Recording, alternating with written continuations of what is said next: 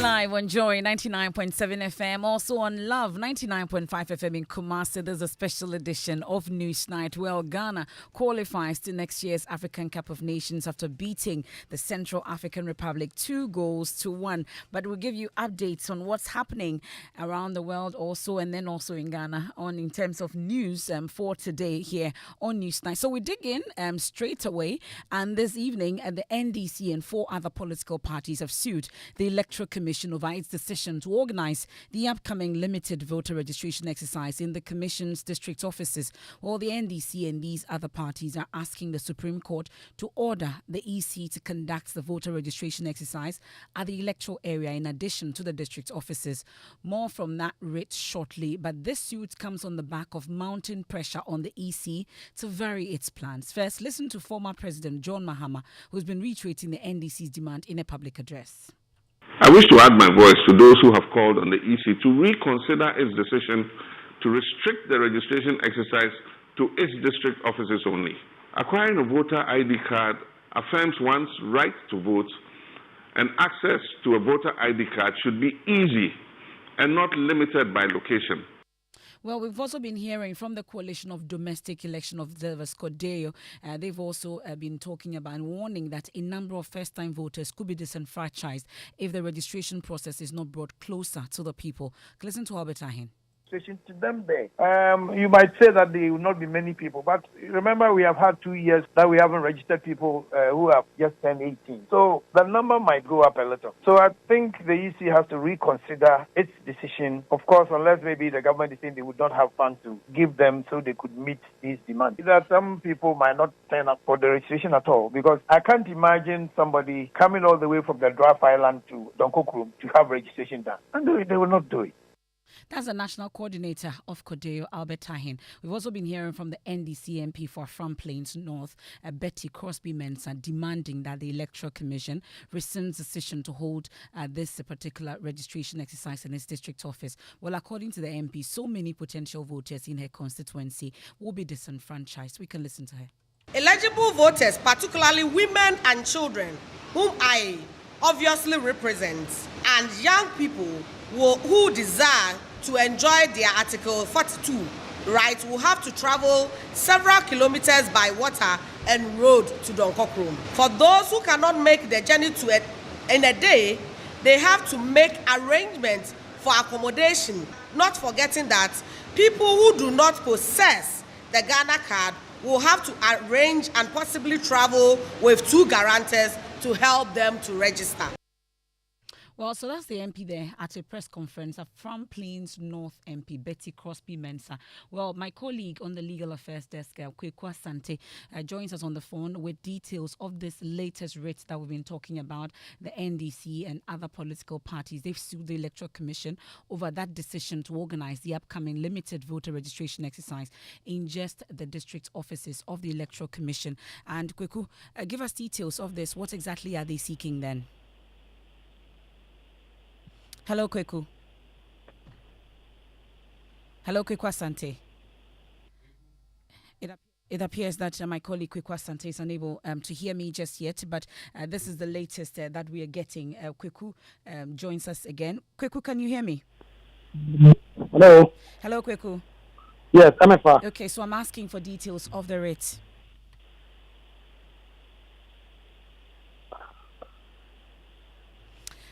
Well, it appears there's a difficulty there with that particular connection. We'll try again and reach my colleague on the Legal Affairs Desk, Kweku Asante, to walk us through that particular rate. And the NDC and some other political parties, they've actually sued the Electoral Commission over this particular matter, the decision of the Electoral Commission to just actually undertake this exercise in just the district offices of the Electoral Commission. We'll try again. Kweku, I don't know if you can hear me now. Kweku, can you hear me? Okay, it doesn't look like my colleague Kweku Asante can hear me. We'll rectify the connection there on this, but I will try and pull out that particular rate on this decision that has been taken by the various political parties on this. But I'm told that Kweku's connection is better now. Kweku, can you hear me? Hello. Yes, Kweku, can you hear me? MFA, can you hear me? I can hear you, Kweku. Walk us through the rate. Right. So according to this NDC rate that has been filed in the Supreme Court, together with 4 other political parties, Convention People's Party, All People's Congress, Liberal Party of Ghana, the Great Consolidated People's Party, GCPP, these political parties are seeking to force the hands of the Electoral Commission to, as it were, decentralize the voting process. We understand, just as the Electoral Commission has confirmed, that it intends that this limited voter registration exercise will not be held at the electoral area level, but in its district offices across the country. The Electoral Commission has come under intense pressure from NDC, from Kodeo, among other stakeholders who have all asked the EC to decentralize the process, but they have not agreed to do so, and the NDC have filed this. And if you look on the face of this rate, the NDC wants a declaration that upon a true and proper interpretation of Articles 42 and 45 of the 1992 Constitution, the Electoral Commission of Ghana shall designate registration centers that are suitable and accessible to every eligible Ghanaian who is desirous of exercising his or her constitutional right to be registered as a voter. If you go specifically to the orders, the NDC is seeking an order directed at the Electoral Commission of Ghana, the defendant hearing, to designate electoral areas in addition to its district offices as registration centers that are suitable and accessible to every Ghanaian who is desirous of exercising his constitutional right to be registered as a voter. Okay, that's my colleague Akua Sante giving us details of that particular rate, and the Electoral Commission still remains silent on this particular matter. We've still been working the lines to reach the Electoral Commission on this. Earlier, my colleague Akua Sante reached them, and it doesn't look like there's a change in anything when it comes to where the district limited registration exercises will be held, which is the district offices of the Electoral Commission. Also tonight, the Inspector General of Police has come under public backlash following the interdiction of 3 officers facing parliamentary inquiry.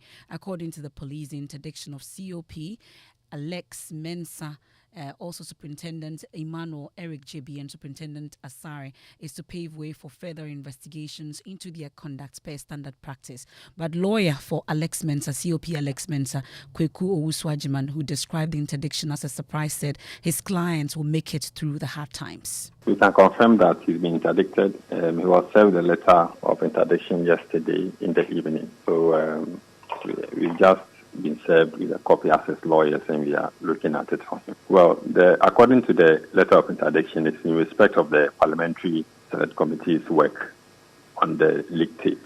But before this interdiction, was any form of invitation extended to you by the Ghana Police Service? Not at all. That's quite surprising to us, actually. It was sent to a junior officer to my client, so that's how we were served. What do you make of it at this initial stage? Well, it's early days yet. In a few hours, you hear from us on our approach to this interdiction.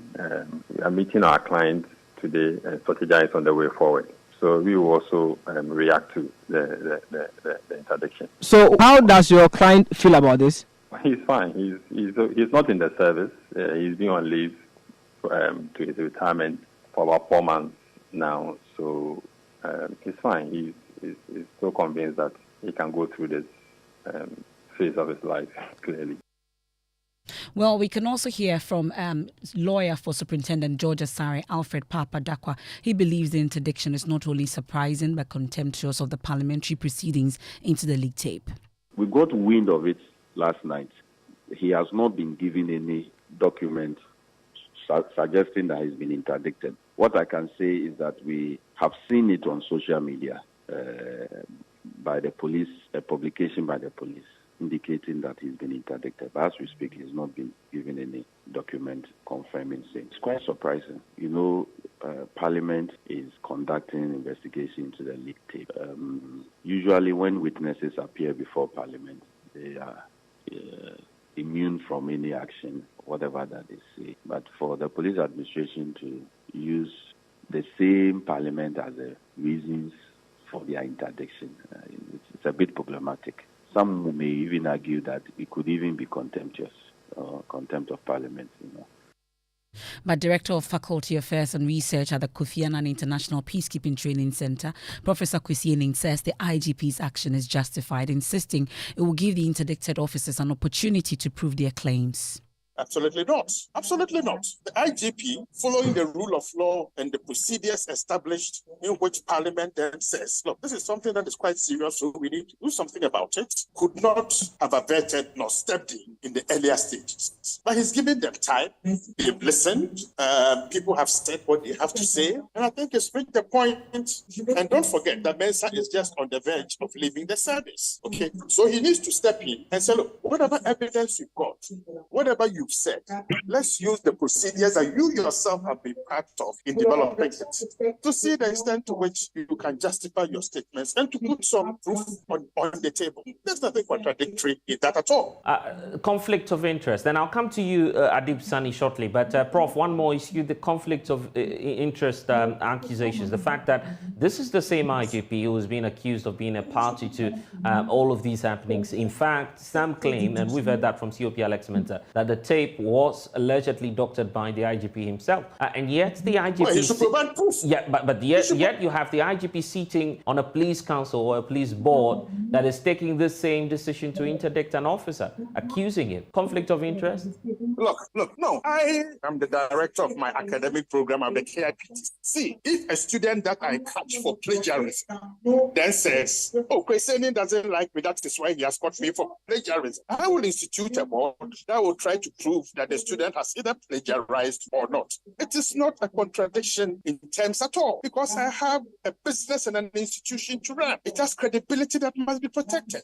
So let Mensah and his cohorts appear before the disciplinary board. If they think the actions by the IGP are contradictory, let them prove it. Well, we can also hear from former Director General of the Police Criminal Investigations Department, COP retired Bright Odro. He describes the action as premature. The officer has about 20 days for suitable in the service to serve. Already he's on leave pending retirement. As I said, I don't know whether it's the IGP or it is the police council that has instructed the IGP to interdict the officer. It is coming from the IGP. And I think, in my opinion, I think it is premature. We should have allowed this investigation to continue, and then we see the outcome. And then, of course, if the officers had misconducted themselves somehow, then we would have called for service inquiry, asked for service inquiry to be conducted into their conduct. Where I sit, I don't see any criminality in what they did. What one can allude to is that probably they conducted themselves. But even then, it is probably after the investigation. Allegations have been made about the police administration, in particular about the IGP, which are being looked into. If these allegations are true, then where do we stand by interdicting them? By interdicting him. So I would have preferred that we conclude in it, and then the police administration take a certain line of action. He retired on the 16th of this month. And this what do you call it? The discussion and the conversation took place while he was still in the Senate. On leave does not mean that you are retired. And so they have taken that action, they have interdicted him because they knew or they know that he is still an active officer, even though he is pending retirement. That's COP retired Bright Odro. Now, Ghana has presented the ratified instruments of the African Union Convention on Cross-Border Cooperation to the AU Commission at a ceremony at the headquarters at Addis Ababa in Ethiopia. The African Union has over the years promoted cross-border cooperation as part of efforts aimed at achieving an integrated continent where borders will serve as bridges for peace, growth and development. We can hear from the National Coordinator of the National Boundary Commission, Major General Emmanuel Kotia.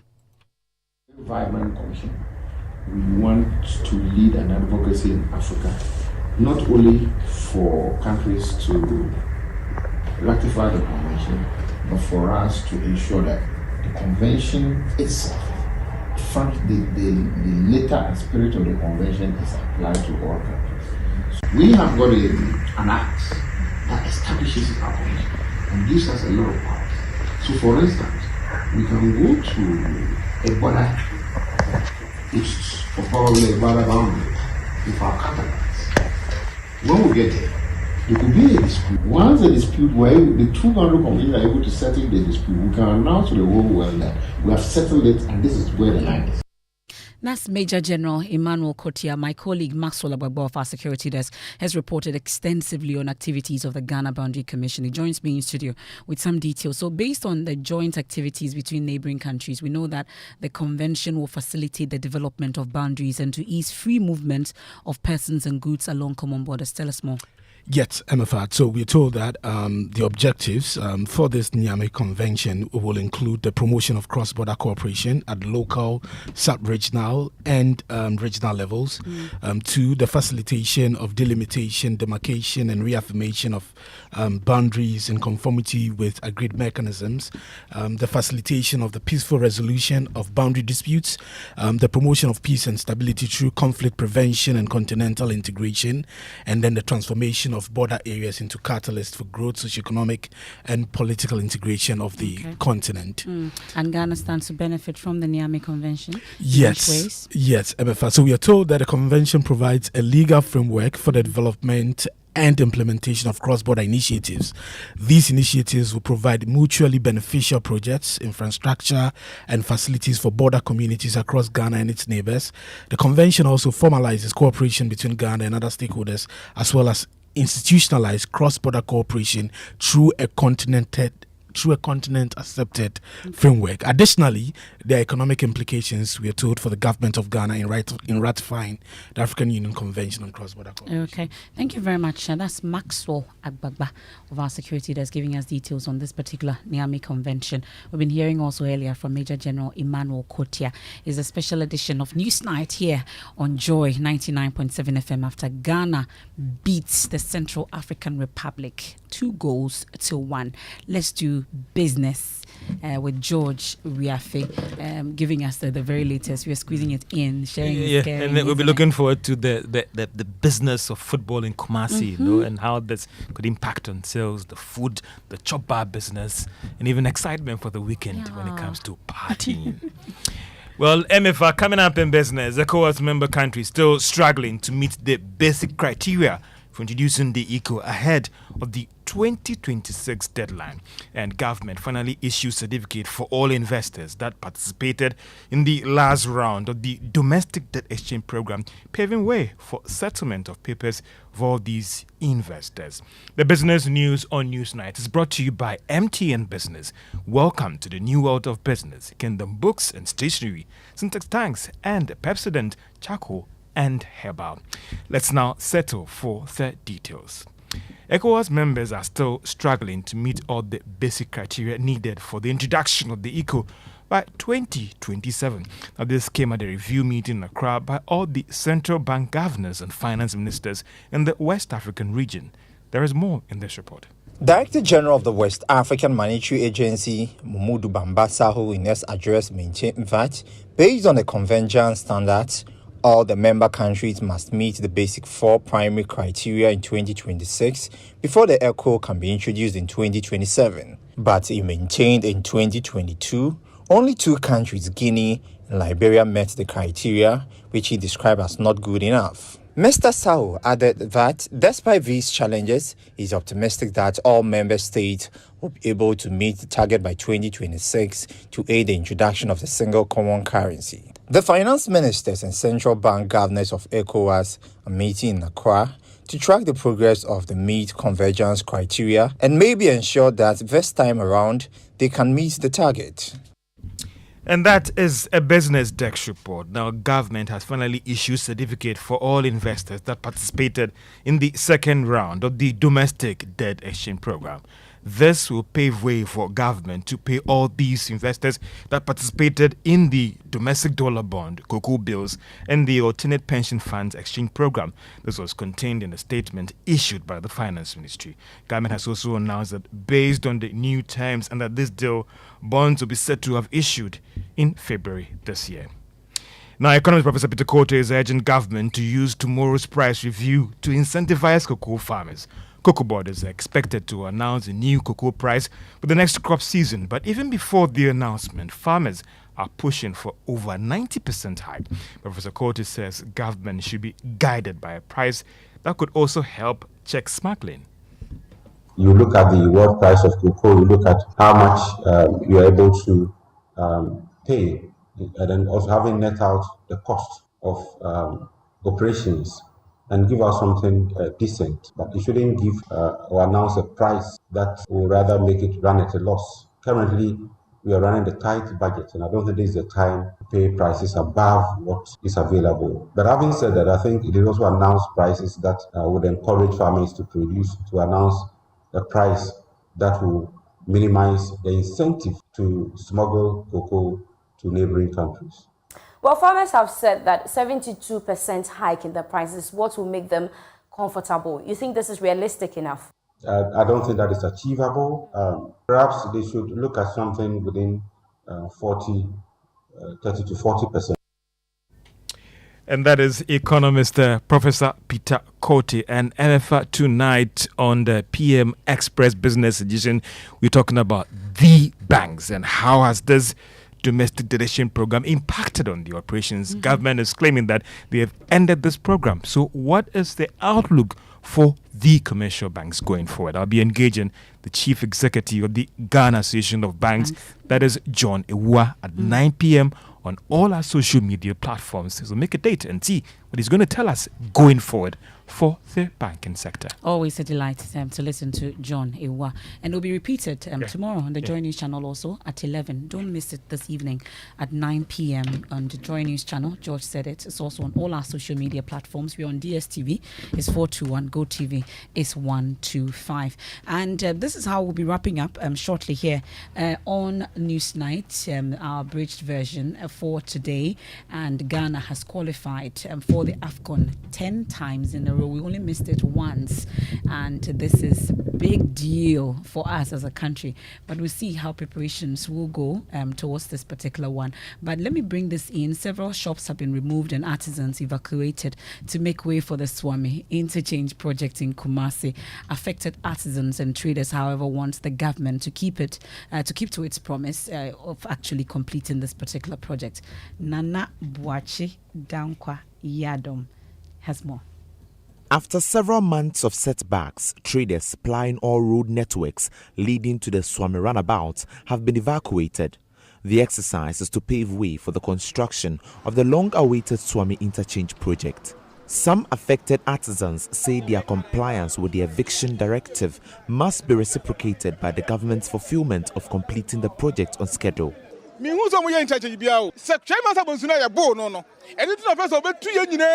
I can't see any interchange here. Did the government evict us because we threw water on a Seche Mensa Bonsu?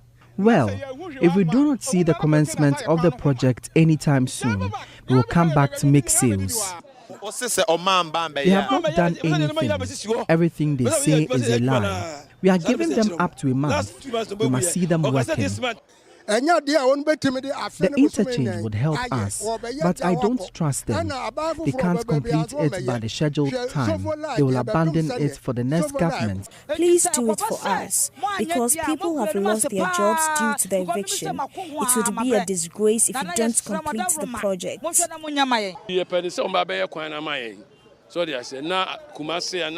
We want progress, so we support this project. We have never opposed it, but we are pleading with the government to fast-track its construction. And from Kumasi, that's how we end today's edition of Newsnight, rather short version of Newsnight today. But of course, we are in a happy mode today because Ghana has qualified to next year's AFCON 10 times in a row, just missing one in 2004, I guess. And we've been beating Central African Republic in the last 1 hour or so, 2-1. And I must say, we sincerely also apologize. We'll not be able to bring you the live conversation with Osaberima and Sasasraku, Chief of Manfe and Chidomhene of Equiapim Traditional Area, as earlier advertised due to circumstances beyond our control. We'll then communicate a later date for the interview in due course. However, we'll play back another interesting conversation we had with Nana Akua Owusu, founder of Awusu 2, after the spots of commercial breaks. I am Memefa Apau. There's more when you log on to myjoyonline.com. Please do stay with us here on Joy 99.7 FM. If home is where the heart is, then let's go home, shall we? Let's go where the entertainment is, where the passion is, where the laughter is, and sometimes even the tears too.